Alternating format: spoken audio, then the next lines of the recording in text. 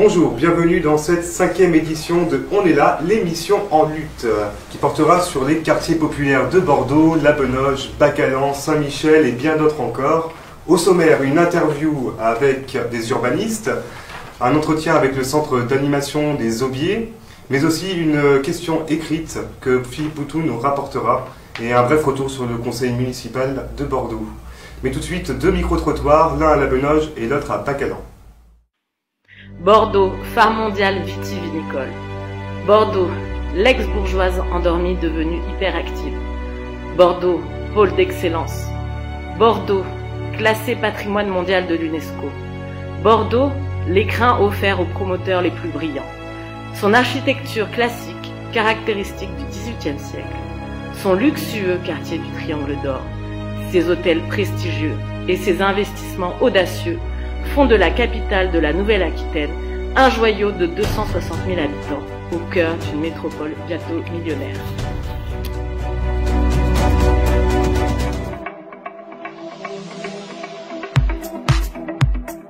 Alors on est à La Benoge, à la Bastide, le quartier de La Benoge qui est un très beau quartier. vous avez grandi ici je suppose? Là, ça fait 5-6 ans que j'habite là maintenant. Ici, c'est un peu comme une famille, on se connaît un peu tous. Et la mauvaise image, on va dire que les gens pensent, ça n'a rien à voir. On est tous comme une famille. Est-ce que tu penses qu'il y a des bavures policières à La Benoge? Des bavures, j'en vois plein. On fait rien de spécial, juste on reste entre nous, entre amis. Et la police, malgré ils viennent, ils ne comprennent pas ça, on va dire. Alors qu'on respecte tout, hein. Le couvre-feu, tout ça, mais bon. À chaque fois qu'on reste à un endroit, ils vont venir, ils nous disent restez pas là, partez à un autre endroit. Et dès qu'on est à l'autre endroit, ils nous disent quoi? Ben non, partez. Vous voyez, c'est-à-dire en gros, on ne peut même pas rester dans notre propre quartier. C'est-à-dire, si on les écoute, on doit faire quoi? Travailler, on rentre chez nous, on sort pas, on reste chez nous, on fait rien mieux. Mais non, c'est pas comme ça. Oui, pas de vie, pas de loisirs, voilà. Voilà, on est jeunes, et nous, ce qu'on veut, c'est rester dehors entre amis, rigoler. Et niveau loisirs justement, activités sportives Pour les activités, après, il y a un centre social à La Benoge. Ouais. C'est assez pas mal pour les jeunes. Mais après, une fois qu'on est majeur, il n'y a pas trop d'activités. Ok, ouais. La salle Zandoguet, elle sert? Ouais, la salle Zandoguet, après, ça c'est... Maintenant, avec le Covid, il n'y a plus grand chose, mais avant, ils faisaient beaucoup de tournois de foot, tout ça. Non, c'est bien. La salle Zandoguet, ça va, c'est bien. Et la desserte par rapport au centre-ville? Après, niveau transport, franchement, on est bien. Ça va? Nous, en transport, on est à 5 minutes du centre-ville, donc franchement, ça c'est bien. Merci. Ici depuis 1982, je crois. Alors ça change beaucoup ces derniers temps. On a vécu pendant très longtemps de manière très tranquille. Et depuis quelques années, ça devient de moins en moins tranquille. Et après, la vie avec les voisins, c'est toujours agréable. Et voilà, c'est ça qui est bien ici, c'est que voilà, vous avez un problème, vous allez taper chez votre voisin, il va toujours venir vous donner un coup de main. Moi, j'habite juste là. Donc le problème, c'est ça, c'est cette place-là, où tous les jeunes qui n'ont rien à faire viennent à partir de 17h faire du bazar jusqu'à pas d'heure. Et au niveau des services publics ou de l'animation des jeunes justement il y a le centre d'animation de toute façon qui a toujours fonctionné.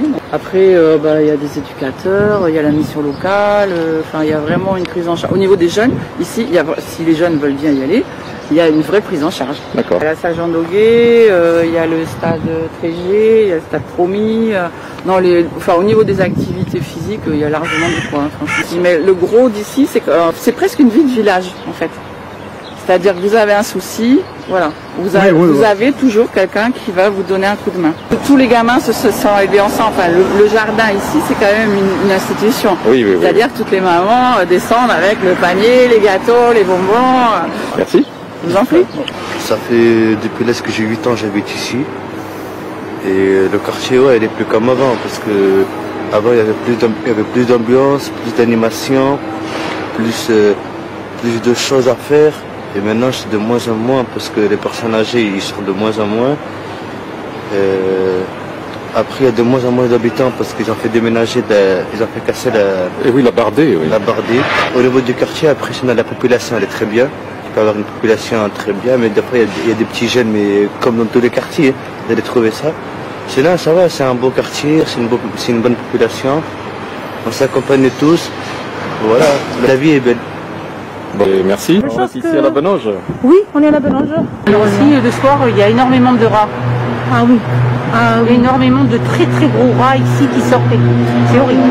Un problème d'hygiène alors. Ah oui, un problème d'hygiène. Et là, le soir, par exemple, vous arrivez avec des voitures, vous allez voir le soir tous les gros rats qui sortent. Ah oui, oui, oui, mais le matin, quand vous ouvrez votre fenêtre, vous voyez les rats qui vous disent bonjour.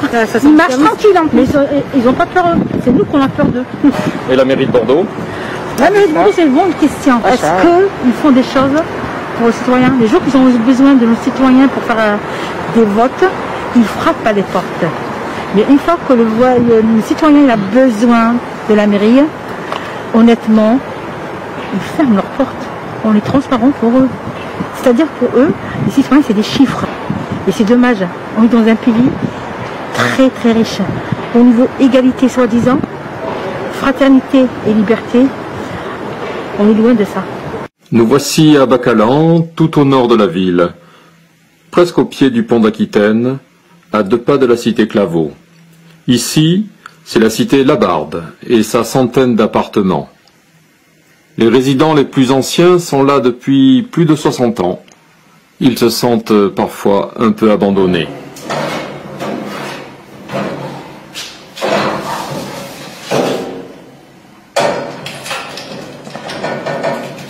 Ah ben vous avez du courrier aujourd'hui?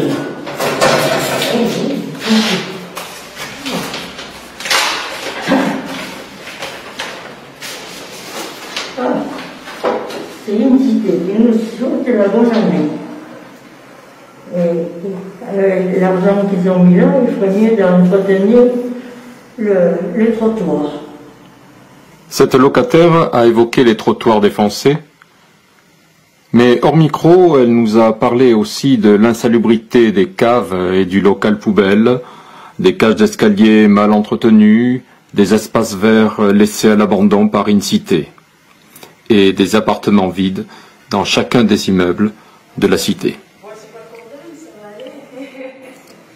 Heureusement, ici comme ailleurs, il reste la solidarité et les bonnes relations entre voisins. Merci. Bonne journée. Merci beaucoup. Merci.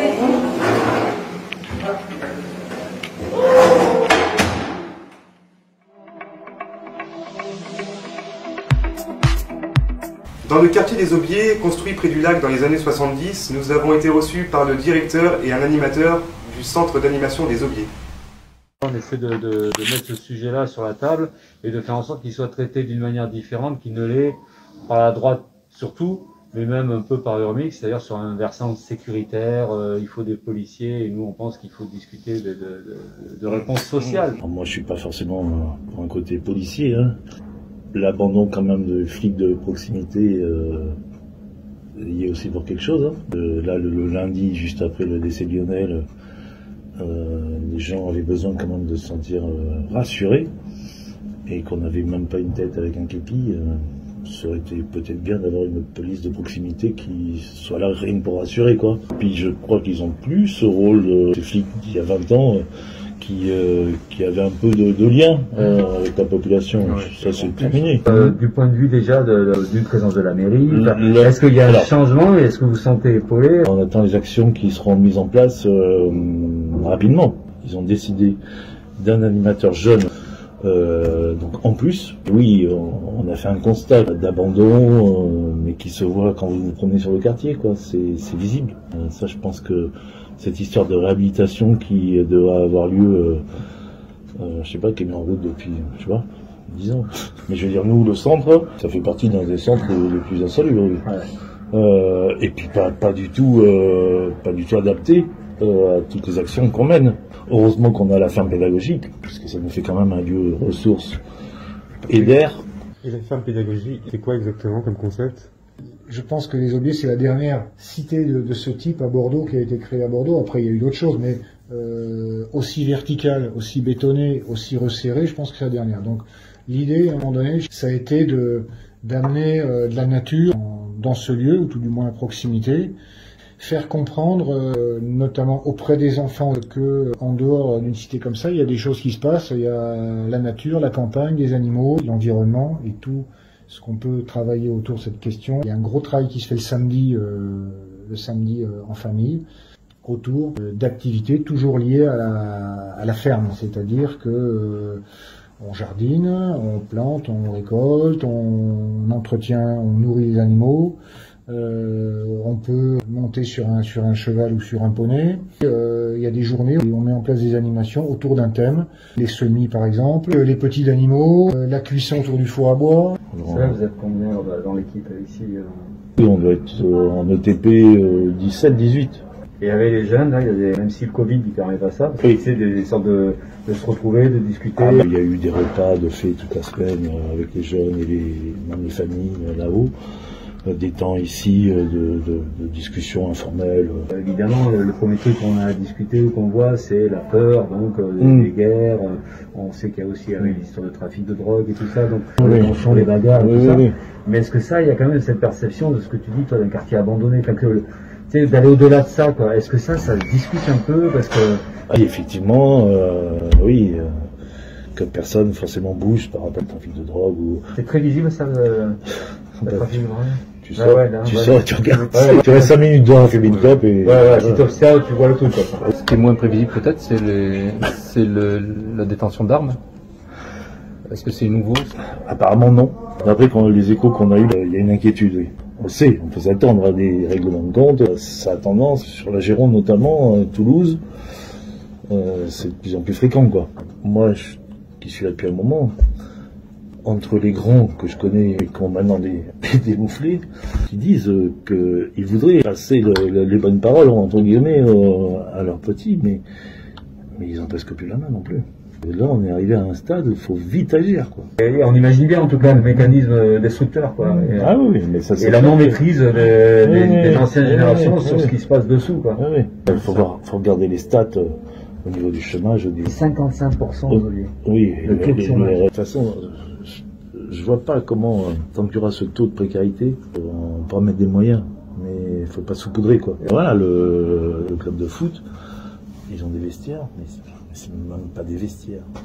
C'est lamentable. Et ça, c'est vraiment à l'image du quartier délaissé. Ils peuvent même pas recevoir l'équipe adverse, ils se changent dans les voitures et voilà. Super l'image du quartier. En équipement sportif, qu'est-ce qu'il y a ici aujourd'hui? Alors il y a 2 city-stades. Après, donc il y a un club de boxe. Pas de gymnase? Si, il y a le gymnase quand même. Mais après, voilà, ils ont fait un stade là, qui est même pas homologué. Il manque, je sais pas, 20 mètres. Et terrain de volley? De volley, non. Mais ça, c'est volley parce que c'est un sport, un des rares sports qui est mixte. Alors ici, quand même, au niveau foot, il y a pas mal de filles qui investissent. Mais alors là aussi, les vestiaires, pour les entraînements et tout, il y a un gros hic. Rien qu'en face. Tu vois, ils ont démoli le bâtiment d'Aquitanis. Mais tu laisses du béton comme ça, qui sont pas peints, qui sont... c'est vraiment abandonné. Il faut vraiment, oui, qu'il y ait un coup d'arrêt sur ça et des finances qui soient débloquées pour... Alors après, c'est les bailleurs aussi. Hein. C'est qui les ici? Aquitanis, Domo France. La Claircienne. La Claircienne. Ils ont aussi quand même leur part de responsabilité. Sûrement. Dans la réhabilitation et dans... Mais tu vois, par rapport à cette image, parce que quand je l'ai dit, l'image du quartier tout à l'heure, je pensais à nos futurs recrutements. Déjà, il n'y en a pas beaucoup qui frappent à la porte pour venir bosser ici. Hein. Au niveau de la mixité sociale, pour essayer de faire quelque chose dans les logements, mais là, ça va être une catastrophe. Parce que qui va vouloir venir? Il y en a beaucoup qui voudraient partir, quoi. Enfin, c'est pauvre dans le sens aussi du tissu associatif. T'en as, je sais pas combien d'associations déclarées ici. 70, mais c'est que des boîtes aux lettres, quoi. Qui agissent réellement sur le quartier, il y en a 3. Faut regarder là-bas aussi. Vous savez ce qu'il y a là-bas? Le camp de Bulgares, c'est un camp énorme. Et c'est lamentable. Parce que oui, c'est un bidonville. Il faut le dire, c'est un bidonville. Au départ, c'était des Bulgares. Mais maintenant, apparemment, il y a 3 ou 4 groupes différents avec des gens qui arrivent un peu de partout. Même des Français qui sont à la rue. Hein. Et là, avec la pluie et tout le bordel, t'as une espèce de flaque d'eau géante au milieu. C'est un bidonville. Et l'occasion de rappeler que s'il y a tant de Bulgares à Bordeaux, c'est des travailleurs qui sont venus construire les voies du tram à la fin des années 90 et au début des années 2000. Bon. Merci beaucoup. Donc bonjour Assia et Leïla, bienvenue, merci beaucoup de nous rejoindre sur l'émission de Bordeaux en lutte.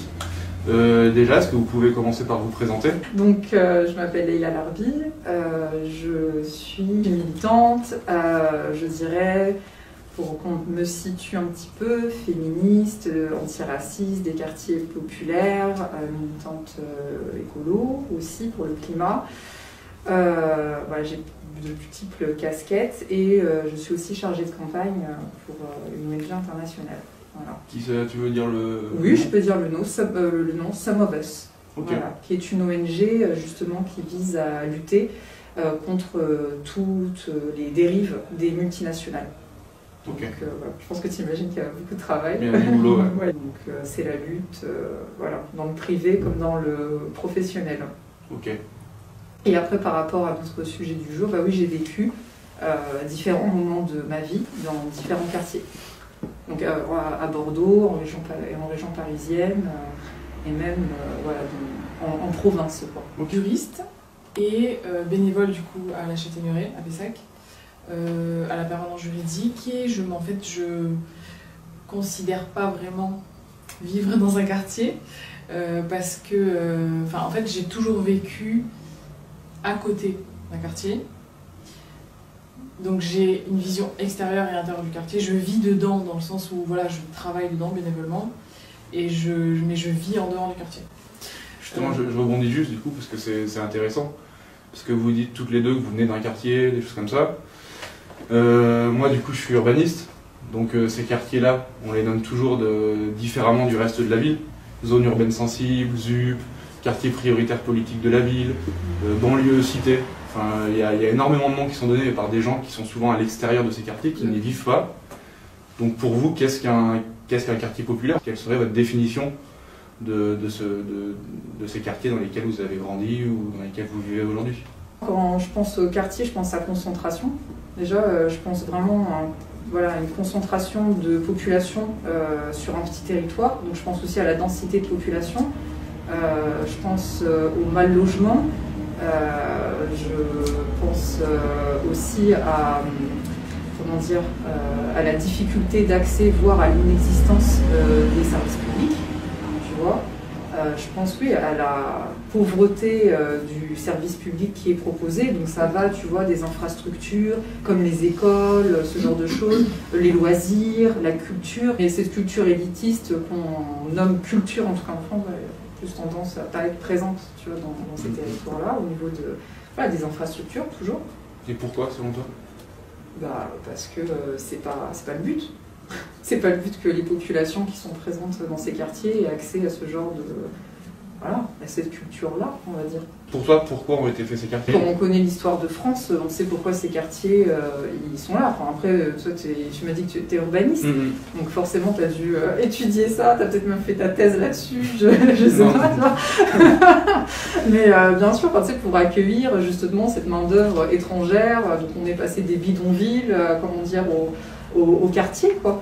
Donc oui, on sait très bien pourquoi ces quartiers ont vu le jour. Aujourd'hui, si on arrivait à fonder la permanence juridique, c'est parce que justement il n'y avait pas, en fait, les populations qui vivent à la Châtaigneraie n'avaient pas accès aux droits, ils n'avaient pas accès donc à leurs droits, et donc on a été obligé en fait de mettre en place, enfin c'est pas moi mais du coup c'est une proche qui a été obligée de le mettre en place pour pouvoir les aider à résoudre énormément de problèmes qu'ils avaient. Que ce soit dans le droit du travail, que ce soit dans le droit au logement, que ce soit dans le droit à la nationalité. Et en fait, on se rend compte qu'il y a énormément de problèmes. Parce que les bailleurs sociaux ne sont pas censés aussi accompagner les locataires? Il y a clairement une rupture. En fait, c'est très difficile de réussir à avoir une réponse, c'est très difficile de communiquer avec les bailleurs sociaux de manière générale. Donc on est constamment en lutte en fait, pour essayer d'avoir des réponses, pour essayer de faciliter certaines choses, de dénouer certains nœuds et certaines situations. En fait, on vit dans un quartier, tu vois, on va se battre toute notre vie pour, tu vois, accéder à de la dignité, en fait. Je pense que c'est vraiment ça. Parce que le pire, c'est que la plupart du temps, c'est quand tu commences à évoluer, tu vois, à t'en sortir et tout, que tu te dis, mais en fait, on se battait vraiment pour des droits de base, en fait. Des droits fondamentaux. Fondamentaux, exactement. Tu vois, c'était quand même pas des choses extraordinaires. On pouvait même pas se permettre de viser haut, en fait, tellement c'était déjà le quotidien qu'il fallait assurer. Donc à partir du moment où ta perspective, c'est demain, tu vois, comment tu veux aussi, tu vois, pouvoir penser, comment on dit, voilà, plus large, plus sur l'avenir, même envisager autre chose. Tu vois ce que je veux dire? Je pense que c'est ça, je pense qu'on ne se rend pas compte, ne serait-ce que toute cette réduction du champ des possibles, l'espace mental que les dynamiques d'oppression, de discrimination, ça a en fait sur nous. Donc évidemment, il y a beaucoup de personnes qui laissent tomber. Et après, bah, c'est de ces personnes-là dont on va parler, tu vois.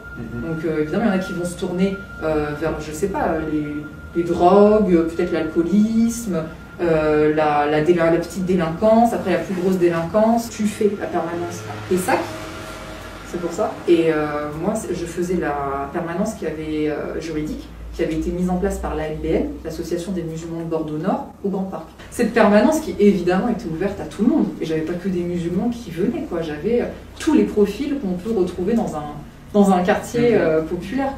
On peut parler de quartiers d'enfermement, en fait, que ce soit mental, physique, de par l'architecture de ces quartiers. Ce que je me rends compte, c'est que c'est extrêmement difficile quand on a grandi dans un quartier populaire, bah, de tout simplement d'en sortir. Pour sortir du quartier, c'est vraiment, et c'est très important, c'est qu'il y a ce facteur justement réduction du champ des possibles. Ça c'est très important, parce que ça c'est dès la maternelle. Le fait que dès la maternelle, alors bon déjà on va forcément être dans des établissements qui sont les moins bien dotés du territoire français, tu vois, en termes, on sait très bien que, je pense que c'est dans le 93, où cumulé, les élèves en fait ils vont perdre sur leur scolarité 1 an d'études. Par rapport à toute la problématique des profs qui sont jamais remplacés, tu vois. Donc ça, voilà, ça c'est des chiffres qu'on a en fait. Hein, c'est pas, je ne sors pas de mon chapeau comme ça. Hein. On voit peu les gens des quartiers dans ces manifestations, notamment les Gilets jaunes par exemple, comme d'autres. Et j'ai des amis qui peuvent vivre aux Aubiers, des choses comme ça, qui m'expliquent très bien pourquoi ils ne se sentent pas forcément concernés ou parce qu'ils ne s'y sentent pas forcément à leur place. Déjà, est-ce que vous vous sentez concerné vous personnellement? Est-ce que vos amis et vos proches sont concernés? Et si oui ou non, pourquoi? Il y a une légende urbaine qui est les quartiers populaires ils sont dépolitisés, ce qui est totalement faux. Ça déjà c'est faire fi en fait de l'histoire, tu vois, justement du mouvement par exemple des travailleurs arabes, tu vois, justement, enfin tu vois, de tous ces ouvriers qui sont arrivés d'Afrique du Nord ou même d'Afrique de l'Ouest, et justement qui se sont auto-organisés. Il y a eu énormément de tentatives et de succès en termes d'auto-organisation dans les quartiers populaires. Ce qu'il faut savoir, depuis des décennies, toute tentative d'auto-organisation ou d'auto-organisation politique dans les quartiers populaires, elle est réprimée. Du coup, merci beaucoup pour cet entretien. C'était très intéressant. Merci d'être venu. Merci. On accueille à présent Philippe Poutou, conseiller municipal à la mairie de Bordeaux pour le groupe Bordeaux en lutte. Alors Philippe, tu as posé une question au conseil municipal sur les quartiers populaires. Comment ça s'est passé? Ça se passe pas très bien, surtout sur des sujets comme ça. Là, on a essayé effectivement de poser le problème des quartiers populaires et de la souffrance qu'il peut y avoir dans ces quartiers-là, parce que c'est quand même l'actualité depuis au moins 1 an, hein, entre Saint-Michel, les Aubiers et puis d'autres quartiers au Grand Parc. Et puis aussi on peut parler de l'agglomération. Donc on s'aperçoit qu'en fait les conseils municipaux qui sont rythmés par des délibérations en fait n'abordent jamais ces sujets d'actualité. En fait on a une déconnexion totale avec ce qui se passe pour la population. On a toute une série de délibérations techniques ou technocratiques et puis voilà, on n'aborde pas ces sujets. Donc nous on essaie de trouver des biais. Et là on avait trouvé un biais, bon évidemment la question écrite, celle qu'on a posée à la fin du conseil municipal, mais aussi un biais qui était une délibération qui concernait la délinquance, enfin en tout cas la prévention de la délinquance. Et là on essaie d'aborder ces sujets-là. Et ce qu'on s'aperçoit, c'est que la droite, surtout, mais y compris la mairie, la majorité, dès qu'ils abordent ces questions-là, c'est la question sécuritaire. C'est la question des caméras, de la vidéosurveillance, des bleus dans la rue, de la réponse pénale, la réponse judiciaire. Et en fait, nous, on essaie à chaque fois de dire, mais peut-être qu'il y a un problème social qui est posé, et peut-être que ce qui se passe du côté des jeunes, quand il y a ce qu'on appelle les incivilités, quand il y a ce qu'on appelle des boîtes aux lettres brûlées, enfin tous ces trucs-là, peut-être que ça correspond à une souffrance, à un mal-être, un problème de vie au quotidien dans ces quartiers-là. Et donc on essaie de poser ces problèmes-là. Et nous, on dit, en fait, l'urgence de la réponse, elle n'est pas sécuritaire, elle est sociale. Et donc, il faut discuter chômage, insalubrité des logements, il faut discuter revenus, il faut discuter vie collective, il faut discuter y compris même des lieux culturels, des lieux de vie qui n'existe plus dans ces quartiers. Donc on essaie de poser ça, mais quand on le met, des fois on s'énerve un peu parce qu'on se fait prendre des réactions assez méprisantes, puisque en fait ce qu'on s'aperçoit, c'est que la droite surtout, encore une fois, mais y compris ailleurs, une sorte d'arrogance, de sorte de mépris d'en haut, de cette caste de privilégiés qui considèrent que finalement, ben oui, la seule réponse elle est vraiment sécuritaire, et donc du coup il faut forcer pour arriver à discuter de ça. Mais alors nous on pose des problèmes, mais derrière ça ne régit pas plus que ça. Mais au moins on pose des problèmes. Merci. Ah ben c'est merci.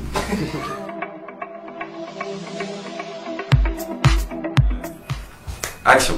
Alors une petite vidéo pour parler du conseil municipal qui a eu lieu mardi 26 janvier. Et peut-être pas pour tout détailler parce qu'en fait c'est très long, hein, quasiment 6 heures de réunion, j'ai les papiers dessous pour vous montrer que c'est quand même assez sérieux. 42 délibérations, 26 avec débat, 16 sans débat et puis quelques-unes sans vote. Enfin bon voilà, mais le fait est que ces conseils municipaux sont marqués aussi par des événements ou des moments très chouettes, hein. D'ailleurs il ne faut jamais rater les débuts de conseils municipaux parce que c'est là où la droite est la plus énergique, la plus motivée. Et comme elle ne tient pas la route et qu'elle s'use vite et qu'elle se barre même avant la fin des réunions, c'est au début qu'il faut être là. Et au début on a eu quelques séquences émotions assez particulières puisqu'on a eu toute la bande de droite jupéiste qui est partie, vexée, indignée parce que Urmic a osé couper le micro à Florian qui parlait trop longtemps, mais c'est vrai qu'il parlait trop longtemps et en plus c'était malheureusement pas intéressant du tout, sauf que quand même il est parti à un moment très précis. C'est quand il a expliqué à Urmic sur la polémique concernant la rue Bordelaise. La rue Bordelaise, vous savez, enfin vous savez peut-être pas d'ailleurs, hein, c'est une nouvelle rue qui va se construire, qui devrait se construire dans Bordeaux depuis la gare. Une rue commerçante avec des bureaux, enfin tout ce qu'ils savent faire de merdique. Et donc c'est un projet qui était contesté par Urmic et qui est finalement accepté par Urmic avec visiblement quelques modifications. Mais ce qui était intéressant, c'était l'ancien maire Florian, supporter de ce projet-là, qui explique au nouveau maire qui était opposé à cette rue-là, et qui lui explique comment il peut en fait bloquer le projet, tout simplement en ne validant pas les permis de construire. Et donc du coup ça a créé un peu le bazar, et puis là-dessus Urmic coupe le micro à Florian, et Florian s'en va, et puis quand Florian s'en va, parce que Florian c'est le chef, et bien les 9 autres suivent. Voilà, ça marche comme ça en fait chez eux, c'est assez discipliné. Et voilà, donc c'est un épisode assez marrant, mais en même temps déplorable, parce que c'est ça la vie politique, ou c'est ça la vie politicienne. Ce sont des polémiques, et puis on discute rarement du fond.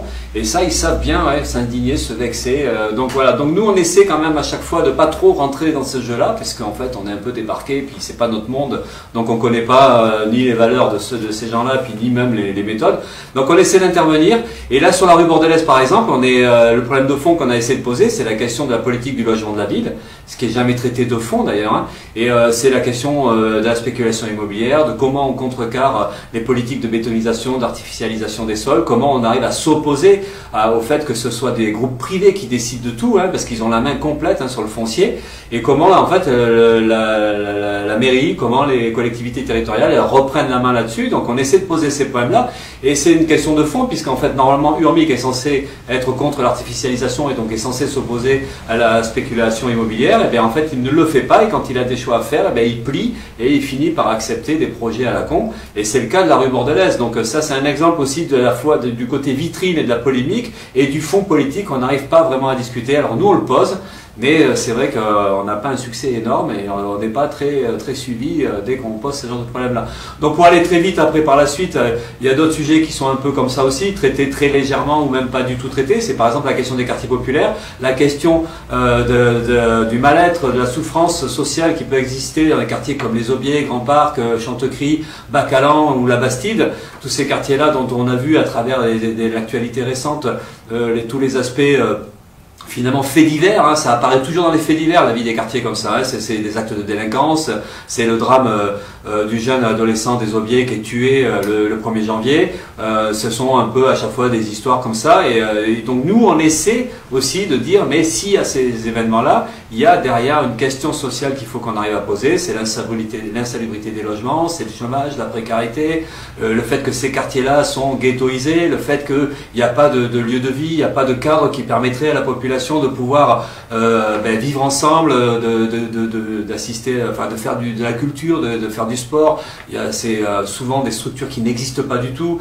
Donc on essaie de poser tous ces problèmes-là, mais évidemment, quand on parle de ça, une fois qu'on a fini de parler, c'est comme si on n'avait rien dit, hein, personne ne reprend. Soit c'est pour dire, mais si, tout existe, vous inquiétez pas, ça marche bien, soit c'est pour dévier à nouveau sur le sujet du sécuritaire, et où là, on a une droite arrogante, et où on voit tout un mépris social qui s'exprime. Hein. Finalement, les jeunes dans ces quartiers-là, ce sont des délinquants qu'il faut mater, et des fois, ils font un peu gaffe avec leur vocabulaire, mais des fois, ils se lâchent complètement, et on assiste à ça, quoi, à cette caste de privilégiés qui peut-être ne comprend pas réellement ce qui se passe, tellement ils sont hermétiques, tellement ils sont coupés de la vie de ces populations-là, donc ils sont complètement aveugles de ça, ils ne peuvent pas en parler, ils ne savent pas en parler, ils ne comprennent pas, et quand on leur en parle, pour eux c'est quelque chose qui n'existe pas. Donc ça c'était peut-être les deux problèmes les plus importants du Conseil du 26. Après il y a des tas d'autres problèmes, bon voilà, après il y a notre Facebook hein, où on essaie de détailler le plus possible les délibérations, ce qu'on vote ou pas, et là où on intervient, bon voilà, mais sinon après on a abordé la question de l'urgence climatique évidemment sous la forme d'une question écrite, parce qu'en fait le 3 juillet, jour de l'élection du maire Urmic, hein, il avait décrété l'état d'urgence climatique, et depuis on n'a pas vraiment vu ce que ça voulait dire, et donc ce qu'on essayait d'expliquer pour nous, qu'est-ce que ça serait un véritable état d'urgence climatique, donc de rappeler la bataille contre les pesticides, la question de stopper la promotion immobilière, et puis d'arriver à arrêter d'artificialiser les sols, donc de discuter d'une ville comme on l'a construit et d'un logement pour tous et tous, et puis la question du transport, hein, on est pour un service public de transport en commun, un service public gratuit hein, qui permettrait de sortir du tout voiture, voilà, c'est toutes ces questions-là écologiques, et puis les bateaux de croisière aussi, on est pour l'interdiction des bateaux de croisière qui sont très polluants, on en parle peu, mais c'est vraiment quelque chose qui font beaucoup de dégâts pour la santé publique. Donc c'était d'essayer de décrire ce que ça pouvait être, donc un état d'urgence climatique. On a aussi, sous la forme d'un vœu, ce coup-ci, on a abordé la question des sans-abri et puis de la réquisition des logements. Donc on avait décidé de le faire sous forme de vœu, parce que ça fait plusieurs fois qu'on en parle. On dit qu'il faut réquisitionner, il y a peut-être 5-6 000 logements vacants sur Bordeaux, plus de 20 000 peut-être sur l'ensemble de l'agglomération bordelaise. Et à côté de ça, on sait qu'il y a 5, 6, 7 000 personnes qui vivent sans abri, des familles souvent, et pas que des réfugiés. Hein. Donc il y a un drame humain qui est vécu au quotidien, donc il faut y répondre. Et nous on dit il faut réquisitionner. Mais à chaque fois qu'on le dit, c'est pareil, c'est comme si ça ne s'entendait pas, de toute façon c'est pas possible. C'est la préfecture qui doit faire, c'est jamais la mairie, enfin bon, on entend toujours ça. Donc là on a essayé de faire un vœu en disant, ben voilà, on va voter. Nous on dit que juridiquement c'est possible, on dit que politiquement c'est nécessaire, parce qu'il faut un bras de fer avec l'État, il faut un bras de fer avec la préfecture, il faut faire la démonstration qu'il est possible à un moment donné d'apporter des solutions politiques, donc on demande un vote.